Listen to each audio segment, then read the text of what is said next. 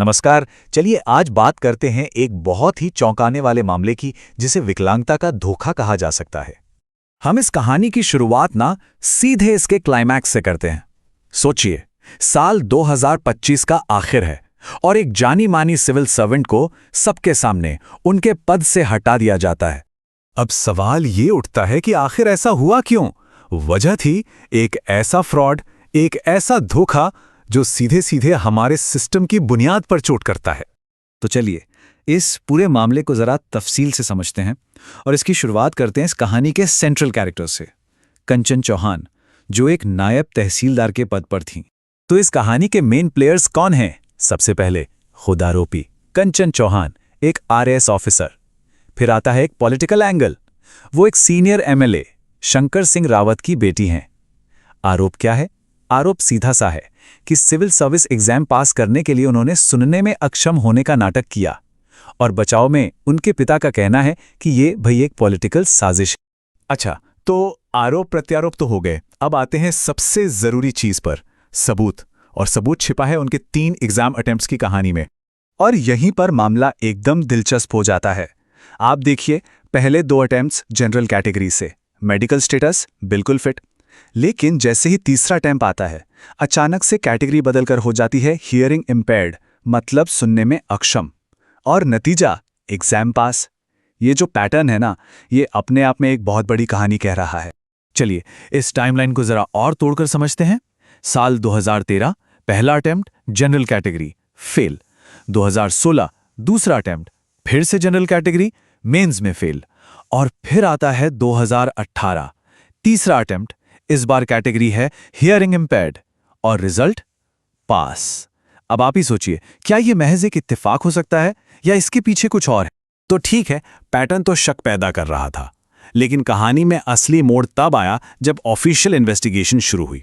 और यह देखना दिलचस्प है कि कंचन चौहान ने इस जांच को फेस कैसे किया, या यूं कहें कि कैसे इससे बचने की कोशिश की। 4.5 घंटे, बस इस एक नंबर को याद रखिएगा, 4.5 घंटे। ये 4.5 घंटे वो वक्त था जब स्पेशल ऑपरेशंस ग्रुप यानी एसओजी की तरफ से बनाया गया एक पूरा मेडिकल बोर्ड, जिसमें सीनियर डॉक्टर्स थे, उनका इंतजार करता रहा। सुबह 8 बजे से 12:30 बजे तक इंतजार होता रहा, पर कंचन चौहान अपनी मेडिकल री एग्जामिनेशन के लिए आई ही नहीं। और बस यहीं से शक का दायरा और भी बढ़ने लगता है। देखिए कैसे। पहले तो एसओजी ने मेडिकल जांच का ऑर्डर दिया, कंचन चौहान ने हेल्थ रीजन बताकर आने से मना कर दिया। इस टालमटोल से हुआ क्या? उन्हें अपनी पोस्ट पर 3 महीने और मिल गए। और सबसे चौंकाने वाली बात, जिस डॉक्टर ने उनका डिसेबिलिटी सर्टिफिकेट बनाया था, उसने स्कैंडल के सामने आते ही वॉलंटरी रिटायरमेंट ले लिया। सारे डॉट्स कनेक्ट हो रहे हैं ना? लेकिन रुकिए, अगर आपको लग रहा है कि यह कहानी सिर्फ एक अफसर के फ्रॉड की है, तो आप गलत हैं। क्योंकि इस एक केस की जांच ने एक बहुत बड़े, एक सिस्टेमिक स्कैम का पर्दाफाश कर दिया। जी हां, इस जांच में जो कुछ सामने आया वो किसी एक व्यक्ति के बारे में नहीं, बल्कि पूरे सिस्टम की एक बड़ी नाकामी की तरफ इशारा कर रहा था। और वो इशारा था ये नंबर 82%। 82%। जरा सोचिए इस नंबर के बारे में, ये कितना बड़ा आंकड़ा है। तो सवाल है कि ये 82% है क्या? देखिए, एसओजी ने एक सैंपल जांच की।